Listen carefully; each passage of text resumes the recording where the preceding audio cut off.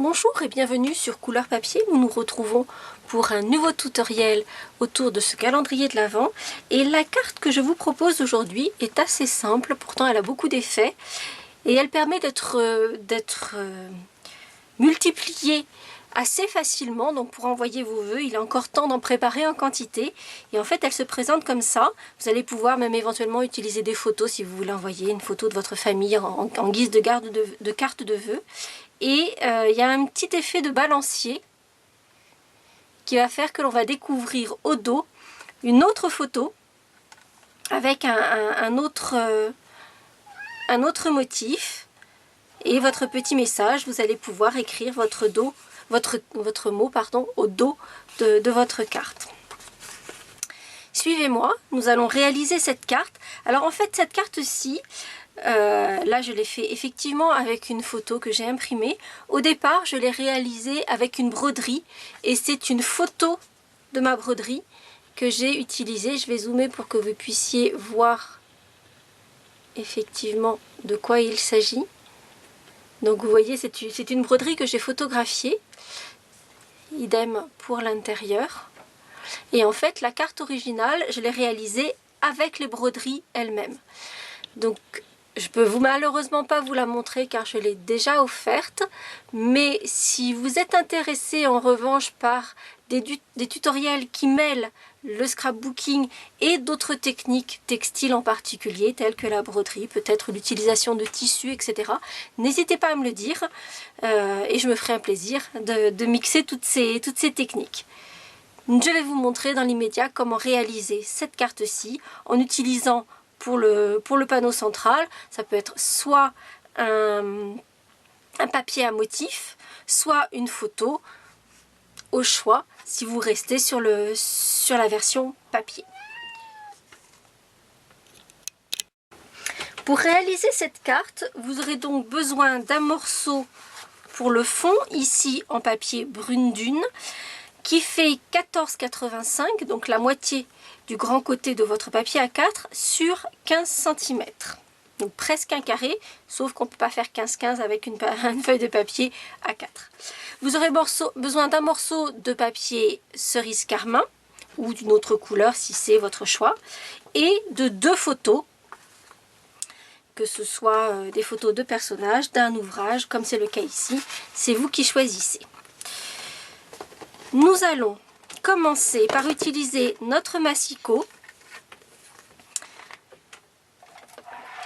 avec le papier donc de brune dune de 14,85 par 15 et nous allons utiliser l'outil de marquage, pas l'outil de découpe, donc l'outil de marquage. Nous allons nous mettre sur le côté qui fait 15 cm, donc s'assurer qu'on soit bien sur le bon côté. Voilà, 15 cm. Et nous allons faire une ligne de marquage à 5 cm et demi. Comme d'habitude, vous retrouverez toutes les mesures, les dimensions sur le blog en cliquant sur le petit lien en bas si vous regardez directement sur YouTube. Puis, on va se déplacer à 7 et demi et faire une deuxième ligne de marquage. Et donc, nous obtenons un papier comme ceci. Je ne sais pas si vous arrivez à voir, la lumière est pas... Donc avec 2 lignes de marquage séparées par 2 cm.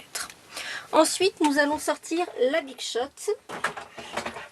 et nous allons faire toutes nos petites découpes avec la Big Shot. En fait, en plus pour ce projet-là, finalement, on a besoin d'assez peu de matériel. Pour ce projet-ci, j'ai utilisé le set de découpe qui est la collection d'étiquettes que je trouve très jolie. La forme est relativement sobre mais avec une petite fantaisie quand même. Et nous allons utiliser le deuxième et le troisième, la deuxième et troisième matrice de découpe en partant du plus grand. Donc je n'utilise pas le plus grand mais le deuxième et le troisième. Je vais commencer par découper mes 2 photos avec la plus petite des 2 matrices.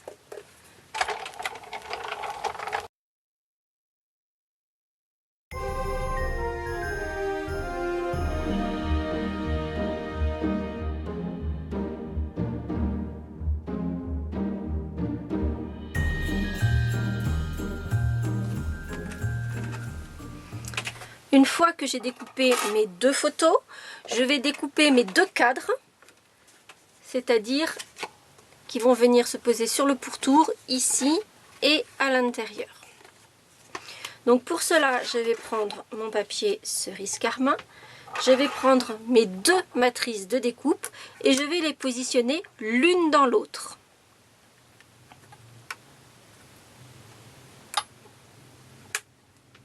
Donc je fais bien attention à ce qu'elles soient bien positionnées de façon concentrique et je vais découper ce cadre 2 fois.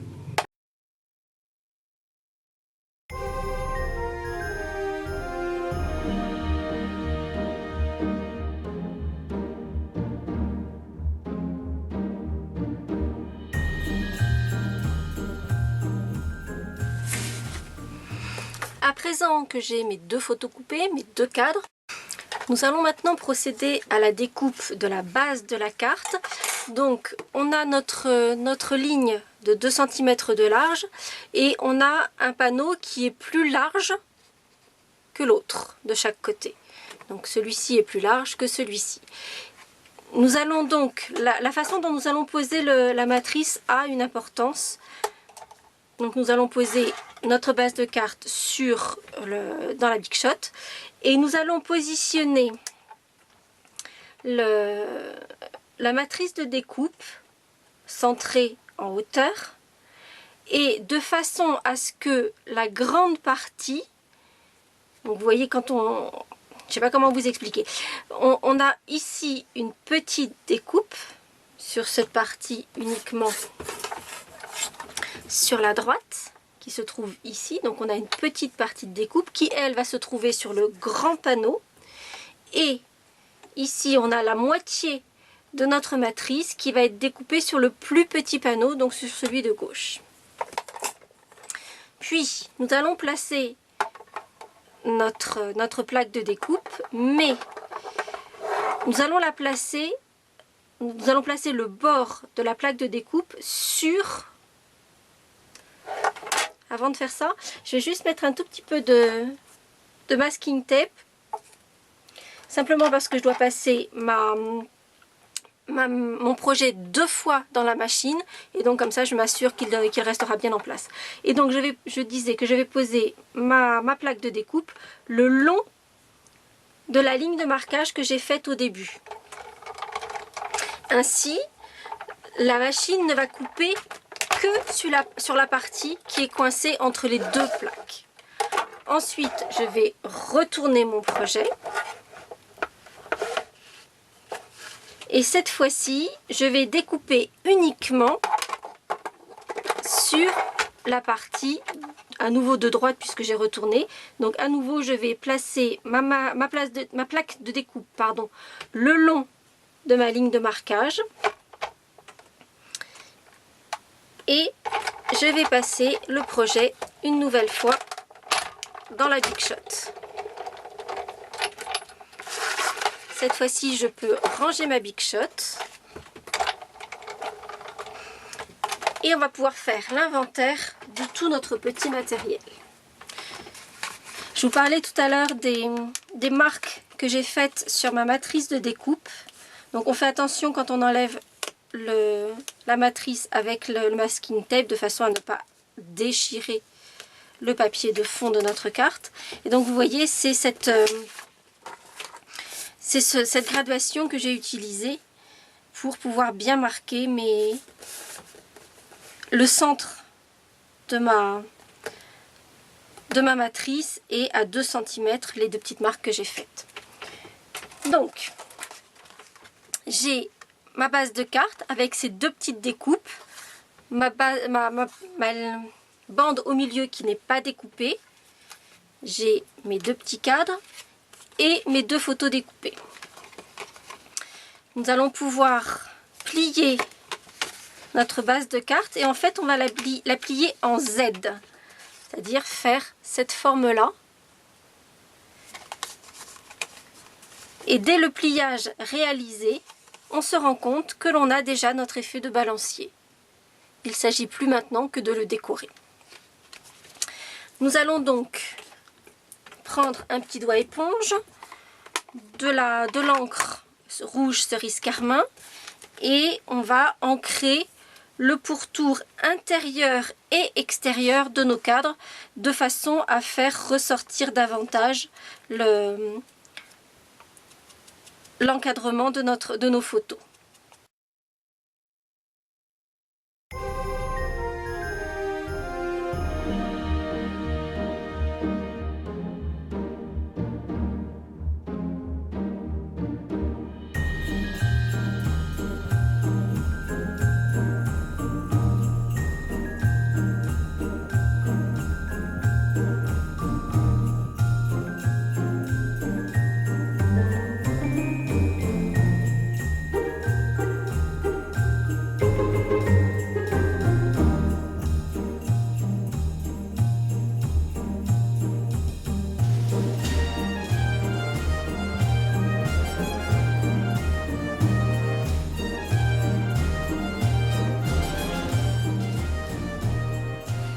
Nos deux cadres sont à présent ancrés sur leur pourtour.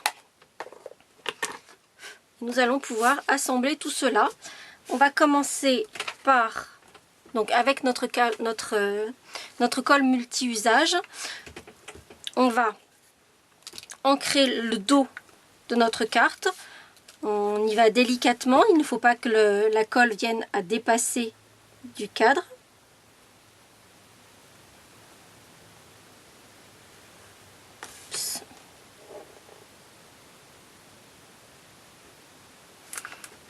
Là.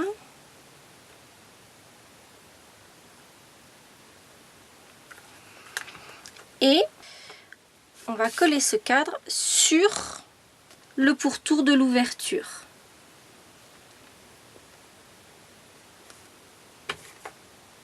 Donc on va vraiment le caler sur le pourtour. Et on va faire la même chose avec le deuxième cadre de l'autre côté. Puisque, je vous le rappelle, on a donc une photo de chaque côté du balancier.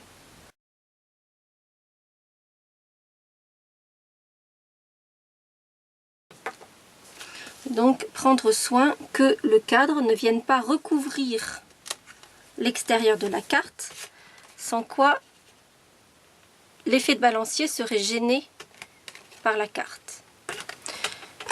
Pour le souci du détail, je vais reprendre mon doigt éponge et mon encre cerise carmin et en fait je vais ancrer juste sur la tranche puisqu'en fait dans le sandwich entre les deux cadres on voit apparaître le carton brune dune. Donc en mettant simplement un petit peu d'encre sur la tranche, on va colorer la tranche du papier brune dune en cerise carmin et donc du coup ce carton à l'intérieur sera nettement moins visible. Et on va faire ça des deux côtés du balancier.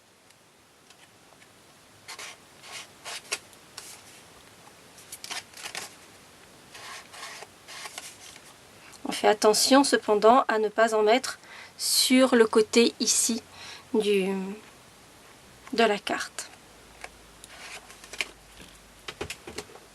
À présent que les deux cadres sont en place, on va pouvoir coller les photos.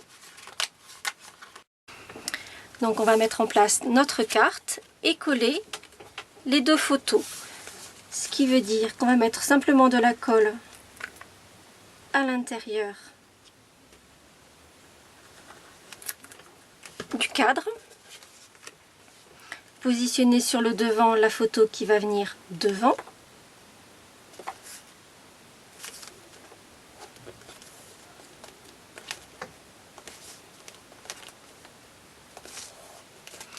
Et à l'intérieur, la photo qui va être découverte lors du maniement de la carte.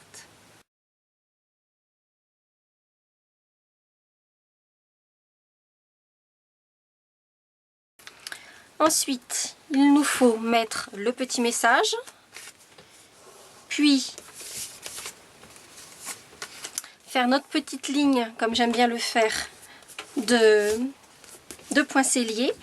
Donc pour le message, j'ai utilisé le set de tampons Hôtesse Donc si vous n'avez jamais entendu parler de ces sets de tampons hôtesse, ce sont des sets que l'on peut obtenir uniquement en accueillant un atelier chez soi et à partir du moment où toutes les commandes cumulées des invités qui participent à votre atelier atteignent au moins 200 €. Et donc du coup vous avez 10% du montant des commandes à pouvoir dépenser comme vous voulez. Et en particulier, vous pourrez choisir ce set de tampons là. Ou si vous faites une commande toute seule et vous atteignez ces 200 €, en même temps les Noël arrivent, ça peut être le moment. Et donc vous allez pouvoir obtenir ces 10% de primes créatives et pouvoir choisir parmi ces tampons, set de tampons hôtesse. De ce set de tampons, j'ai pris 2 tampons que j'ai mis ensemble sur un bloc, donc le bonne année, bonheur et santé, afin de m'assurer que mon message restera caché par la photo de devant. Je vais simplement au crayon faire un petit trait qui me permet de savoir que je ne dois pas dépasser cette ligne-là lorsque je vais ancrer mon message. Donc je reprends l'encre cerise carmin.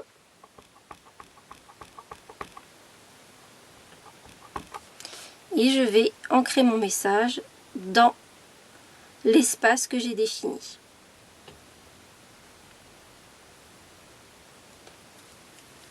Voilà. Je vais attendre que ce soit bien sec et quand ce sera bien sec, j'enlèverai d'un coup de gomme le trait de crayon.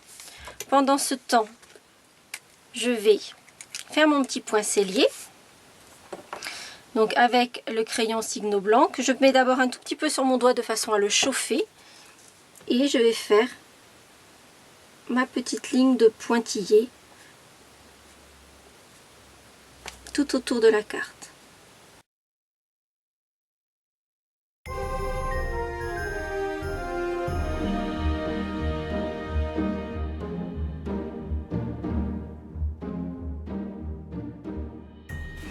Une fois la ligne de point sellier réalisée, il ne nous reste donc plus qu'à enlever la petite marque de crayon qui nous permet de positionner correctement le message. Et notre carte, la grande majorité de notre carte est finie. Il ne nous reste donc plus qu'à agrémenter notre carte avec ce petit nœud, donc un petit nœud à la fourchette comme j'en ai l'habitude. Ça fait un moment que je vous ai pas montré. Est-ce que vous voulez que je vous remontre comment on fait le petit nœud à la fourchette? Oui! Ok, je vous montre. Alors, pour faire un nœud à la fourchette, il nous faut un ruban, si possible assez souple, et une fourchette. Ce qu'il est bon d'avoir aussi, c'est quelque chose d'un peu pointu, soit votre poinçon, soit simplement un petit cure-dent, enfin voilà, quelque chose qui vous permettra de pousser votre ruban. Et en laissant le ruban sur la bobine pour l'instant, nous allons prendre notre fourchette, donc les pics vers le bas, et prendre notre fourchette dans la main.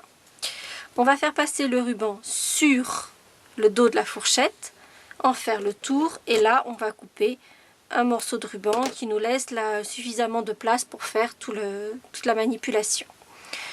Cette grande queue de ruban, on va la passer entre les pics de la fourchette. J'ai oublié de vous préciser qu'il fallait que ce soit impérativement une fourchette avec un nombre pair de pics, donc pas une fourchette à poisson, typiquement. Donc on va faire passer notre ruban sous le ruban qu'on a placé au début et au milieu.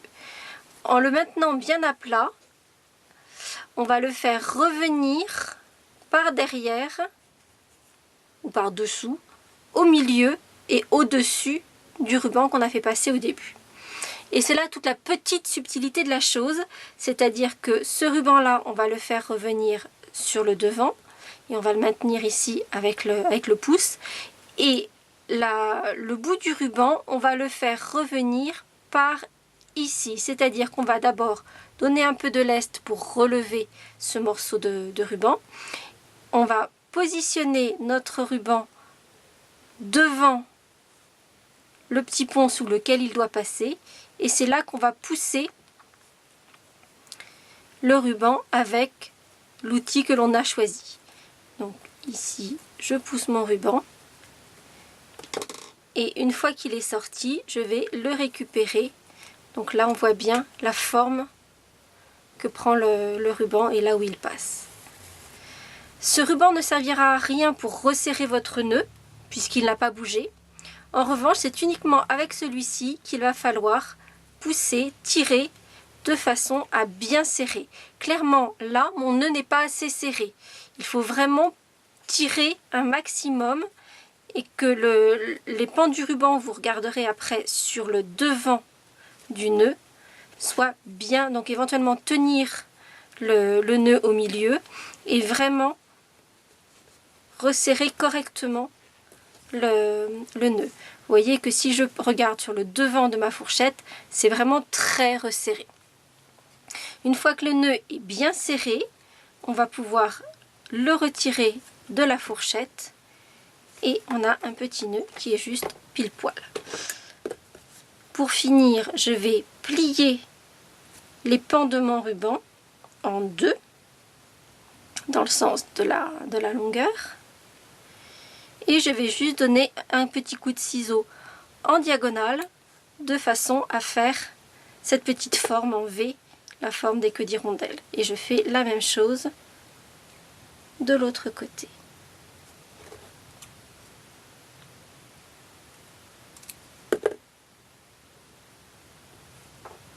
Et voilà mon petit nœud à la fourchette. Ce que je fais en général, c'est que je mets un petit peu de colle le long du ruban pour bien le maintenir, qu'il n'aille pas s'effilocher. Mais ça, je le ferai après, quand j'aurai... Je vais mettre un petit peu de colle, j'imagine que vous voyez à quoi ça ressemble. Je vais ensuite prendre un mini point de colle que je vais placer au dos et au centre de mon ruban. Donc, voilà. Et je vais ensuite positionner mon ruban sur ma carte, mais elle doit être centrée, mon nœud doit être centré, mais doit permettre à la carte de continuer de s'actionner, donc d'être positionnée que sur le côté gauche de ma carte.